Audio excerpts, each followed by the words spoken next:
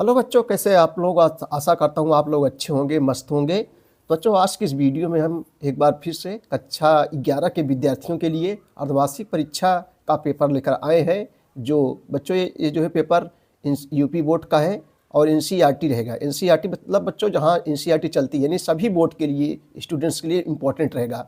तो कक्षा 11 के विद्यार्थियों के लिए समाजशास्त्र का पेपर है। पूर्णांक बच्चों जो है 100 नंबर का रहेगा और समय 3 घंटे के मिलेंगे। सभी प्रश्न अनिवार्य रहेगा।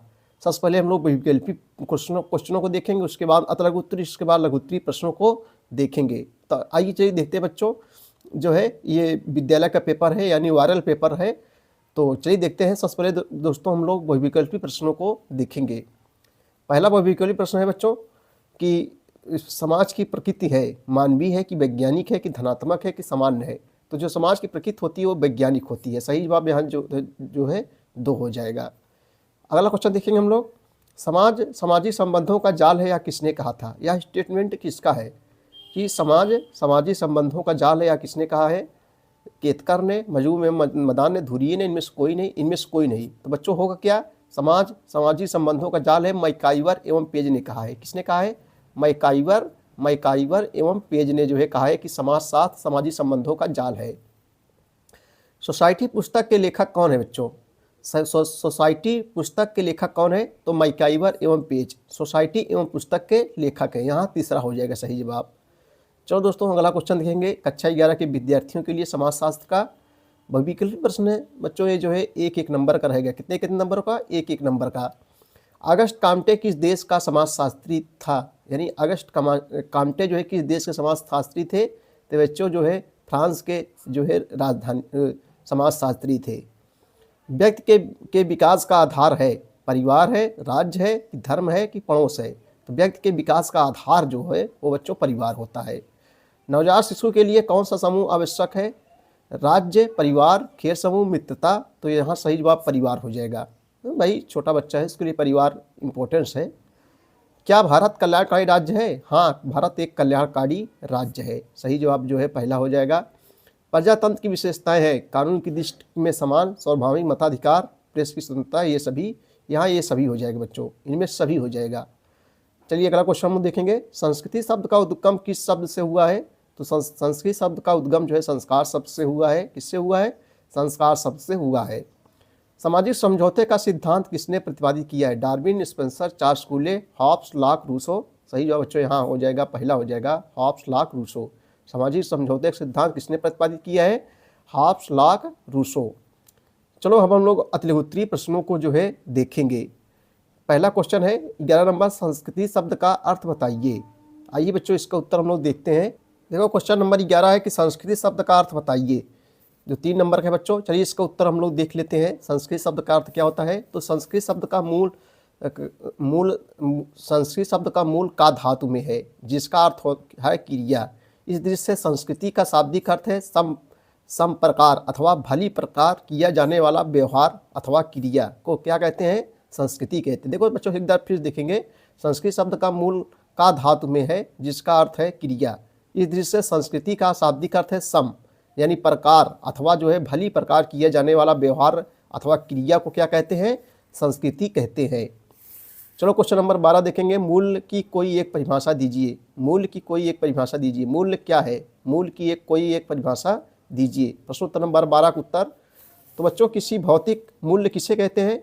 किसी भौतिक वस्तु अथवा मानसिक अवस्था के उस गुण से है जिसके द्वारा जो है मनुष्य के किसी उद्देश्य अथवा लक्ष्य की पूर्ति होती है। लक्ष्य की जो है पूर्ति होती है, उसे क्या कहते हैं? मूल्य कहते हैं। क्वेश्चन नंबर 12 क्या है? क्वेश्चन नंबर 13 हम लोग देखेंगे। अवलोकन का अर्थ लिखिए। क्वेश्चन नंबर 13 देखेंगे। अवलोकन का अर्थ लिखिए। अवलोकन का अर्थ क्या होता है बच्चों? बहुत सरल, बहुत कठिन क्वेश्चन नहीं है, बहुत सरले हैं। अवलोकन का अर्थ बताना है। तो चलिए इसका उत्तर हम लोग देखते हैं। देखो अवलोकन का अर्थ है आँखों से देखना। अवलोकन का अर्थ क्या होता है? आँखों से देखना।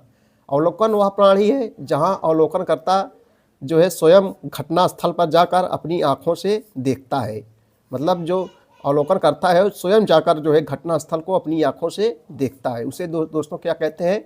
अवलोकन कहते हैं। अगला क्वेश्चन बच्चों हम लोग देखेंगे। देखो 3-3 नंबर का है। साक्षात्कार का अर्थ क्या होता है? साक्षात्कार का अर्थ लिखिए। देखो साक्षात्कार मीन्स होता है इंटरव्यू। जैसे इंटरव्यू लोग देने जाते हैं तो इंटरव्यू दो व्यक्तियों आमने सामने जो होता है, मौखिक रूप से जो क्वेश्चन किए जाते हैं आमने सामने बैठकर, वही बच्चों साक्षात्कार यानी इंटरव्यू कहलाता है। साक्षात्कार में इंटरव्यू लिया जाता है। दो व्यक्ति आपस में, दो व्यक्ति, एक व्यक्ति राम एक श्याम है, इस राम जो है श्याम के इंटरव्यू ले रहे हैं, तो मौखिक रूप से जो बातें करते हैं आपस में, वही इंटरव्यू यानी साक्षात्कार है। क्वेश्चन नंबर 15 है, भारत में परिवार के 2 प्रकार बताइए, 2 प्रकार लिखिए। भारत में परिवार के 2 प्रकार लिखिए। तो ये सब क्वेश्चन बहुत कठिन नहीं होते हैं। परिवार के 2 प्रकार मतलब एक संयुक्त परिवार है और एक एकल परिवार होता है। परिवार मुख्य रूप से 2 प्रकार के होते हैं, उससे और होते हैं, लेकिन मुख्य रूप से यहाँ हम बता रहे हैं एक संयुक्त परिवार और एकल परिवार। संयुक्त परिवार में माता पिता दादा दादी जो सब लोग मिलकर, चाचा चाची जो है सब रहते हैं, और एकल परिवार में सिर्फ मम्मी पापा, मतलब एकल आप लोग समझ रहे हैं यानी एक या 2 लोग, लेकिन संयुक्त परिवार में काफ़ी लोग रहते हैं। तो भारत में परिवार 2 प्रकार है, एक संयुक्त परिवार, एक एकल परिवार। क्वेश्चन नंबर 16 देखेंगे, विवाह की अवधारणा को समझाइए। विवाह की अवधारणा को समझाइए। आइए इसका बच्चों हम लोग उत्तर देखते हैं। विवाह की अवधारणा को समझाइए। विवाह की अवधारणा को समझाइए। चलिए इसका उत्तर देखेंगे हम लोग। देखो, विवाह आमतौर पर एक पुरुष और एक महिला के बीच एक कानूनी और सामाजिक रूप से स्वीकृत मिलन है बच्चों। विवाह आमतौर पर एक पुरुष और एक महिला के बीच एक कानूनी और सामाजिक रूप से स्वीकृत मिलन है। ठीक है। क्वेश्चन नंबर हम लोग देखेंगे 17 नंबर देखेंगे, शिक्षा का क्या अर्थ है? शिक्षा का अर्थ बताना है बच्चों। शिक्षा का अर्थ है क्या है? शिक्षा का क्या अर्थ है? ये भी 3 नंबर का है। तो आइए इसका उत्तर हम लोग देखते हैं। शिक्षा क्या अर्थ है? तो शिक्षा का अर्थ है बच्चों ज्ञान, सदाचार। शिक्षा का अर्थ है ज्ञान, सदाचार, उचित आचरण, तकनीकी शिक्षा, तकनीकी दक्षता, विद्या आदि को प्राप्त करने की प्रक्रिया को कहते हैं। ठीक है भैया। शिक्षा का अर्थ है ज्ञान, सदाचार, उचित आचरण, तकनीकी शिक्षा, तकनीकी दक्षता, विद्या आदि को प्राप्त करने की प्रक्रिया को हम लोग क्या कहते हैं? शिक्षा कहते हैं। प्रश्नोत्तर नंबर 18 रहेगा अतलेगुत्री का, कि समूह की अवधारणा को स्पष्ट कीजिए। समूह की अवधारणा को स्पष्ट कीजिए। बच्चे सब अपने मन से लिख सकते हैं आप लोग। समूह जानते हैं, अब कई व्यक्ति मिलकर कोई संगठन बनाते हैं, वैसे समूह कहते हैं। समूह की धारणा को स्पष्ट कीजिए। प्रश्नोत्तर नंबर 18। देखो, समूह बच्चों 2 या 2 से अधिक व्यक्तियों की एक संगठित व्यवस्था का रूप है। समूह जो है ये 2 या 2 से अधिक व्यक्तियों की एक संगठित व्यवस्था का रूप है, जो एक दूसरे से जो है अंतःक्रिया करते हैं। जो एक दूसरे से क्या करते हैं? अंतःक्रिया करते हैं, उसी को समूह कहते हैं। अब हम लोग देखेंगे क्वेश्चन नंबर 19 नंबर। 19 नंबर क्या है बच्चों? प्राथमिक समूह क्या है? प्राथमिक समूह किसे कहते हैं? प्रश्नोत्तर नंबर 19 का उत्तर देखें हम लोग कि प्राथमिक समूह किसे कहते हैं। तो चलिए इसका उत्तर हम लोग देखते हैं। प्राथमिक समूह, देखो बच्चों, प्राथमिक समूह जो है छोटे आकार का वह समूह है। प्राथमिक समूह जो होता है वो जो है छोटे आकार का वह समूह है जिसके सदस्य आपस में निकट चिरस्थायी संबंध रखते हैं, जैसे परिवार, बचपन के मित्र।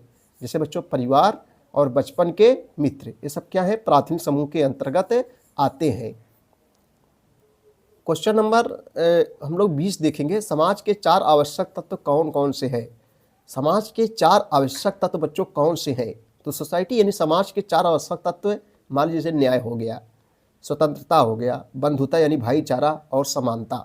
फिर से देखेंगे हम लोग, सुनेंगे बच्चों। न्याय हो गया, समानता हो गया, स्वतंत्रता हो गया, बंधुता यानी भाईचारा। ये सब जो है समाज के 4 आवश्यक तत्व हैं। चलिए अगला क्वेश्चन देखेंगे। लघुत्तरीय प्रश्न हम लोग, समाज को परिभाषित कीजिए तथा समाज के अमूर्त क्यों कहा जाता है?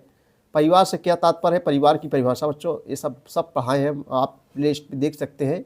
बहुत सरल क्वेश्चन है। संस्कृति की अवधारणा को समझाइए। मूल्य की परिभाषा लिखिए अथवा व्याख्या कीजिए। समूह अवलोकन क्या है? जनगणना संरक्षण क्या है?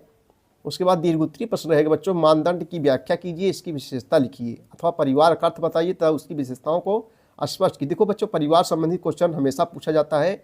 उसके बाद नातेदारी की परिभाषा लिखिए तथा उसके प्रकार एवं श्रेणियों को स्पष्ट कीजिए। नातेदारी, इसको परिभाषा तो आप अपने मन से लिखते हैं यार। जैसे नातेदारी, रिश्तेदारी रिश्ता कैसे बनता है, तो आप अपने मन से लिख सकते हैं।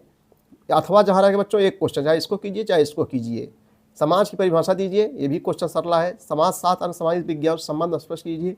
दोनों में से एक क्वेश्चन आपको करना है भैया।